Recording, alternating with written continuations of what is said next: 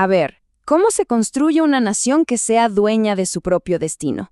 Para la doctrina justicialista, la respuesta empieza en un lugar clave, la economía. Hoy vamos a meternos de lleno en uno de sus pilares fundamentales, la independencia económica, para entender su lógica, sus objetivos y por qué se la consideró la base de todo el proyecto. Pero ojo, antes de hablar de plata, de bancos o de comercio, hay que entender bien esta idea. La doctrina parte de una filosofía muy clara. Cualquier sistema, cualquier política, tiene que tener como centro absoluto la dignidad de la persona. Y esto no es un detalle menor, para nada. Es, literalmente, el cimiento sobre el que se construye todo lo demás. Ok, este va a ser nuestro recorrido de hoy. Vamos a empezar con la filosofía, después vamos a identificar el problema que se quería resolver, analizaremos la solución que se propuso, veremos cómo encaja todo esto en la estructura general de la doctrina y al final vamos a llegar al objetivo último de todo el sistema. Bueno, arranquemos por el principio. Para entender las políticas económicas que se propusieron, primero hay que captar la visión humanista que las impulsa. No se trata tanto de números, sino de personas, y eso lo cambia todo. A ver, ¿qué es el justicialismo? Se presenta como una especie de camino del medio, una alternativa a las dos grandes corrientes que dominaban el siglo XX. En lugar de poner al individuo por encima de todo, o al revés, a la comunidad por encima del individuo, lo que busca es una armonía, un punto de equilibrio.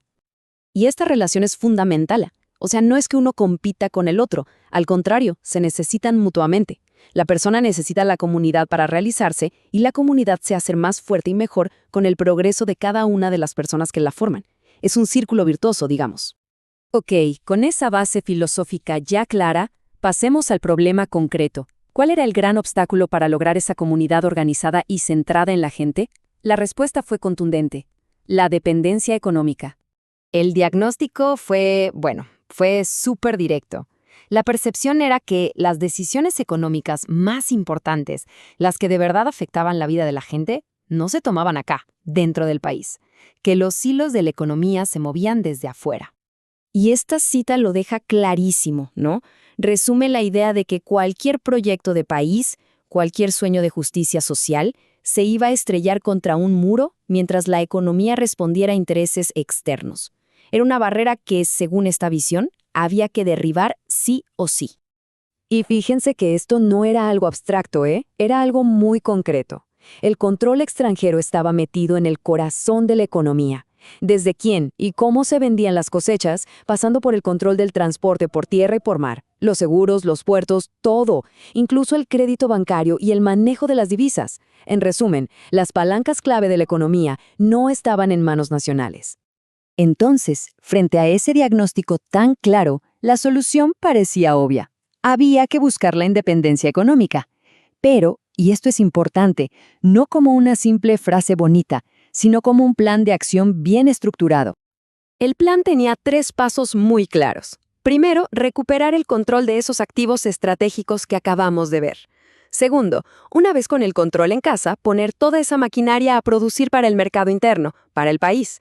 Y tercero, que quizás es el punto fundamental, asegurarse de que los beneficios de esa reactivación llegaran a todos, que la torta se repartiera de una forma más justa. Y acá está el verdadero cambio de mentalidad, el giro de 180 grados que se proponía. La idea era invertir la lógica tradicional.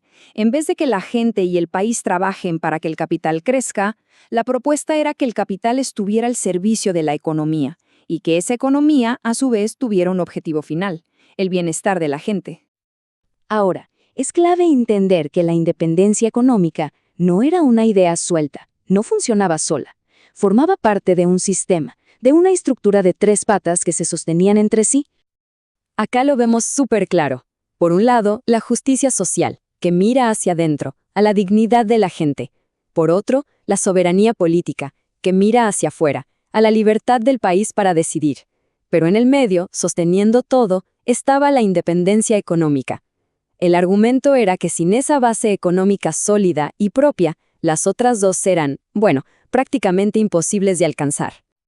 Para entender bien dónde se para esta tercera posición, Sirve compararla con las otras dos grandes ideas de la época. Por un lado, tenías el individualismo, donde el Estado interviene poco y eso puede generar mucha desigualdad. Por el otro, el colectivismo, donde el Estado lo es todo y termina aplastando a la persona.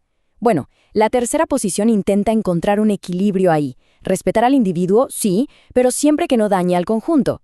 Y que el Estado tenga autoridad, claro, pero sin convertirse en un tirano. Y todo este recorrido, todo este esfuerzo por reestructurar la economía, nos lleva al objetivo final, a la meta más grande de todas. ¿Para qué todo esto? La respuesta es una sola palabra: soberanía.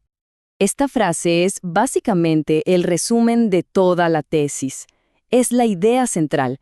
La independencia económica no se ve como un fin en sí mismo, sino como la herramienta, como la condición necesaria e indispensable para que una nación pueda ser de verdad dueña de su destino y construir una sociedad justa para su gente. La lógica detrás de esto es bastante directa. Un pueblo no puede decir que es libre si adentro de sus propias fronteras tiene a una parte de su gente explotada, o si sus decisiones más importantes dependen de lo que se diga en otro país. Por eso se habla de una soberanía integral, social, económica y política. ¿Las tres juntas o ninguna?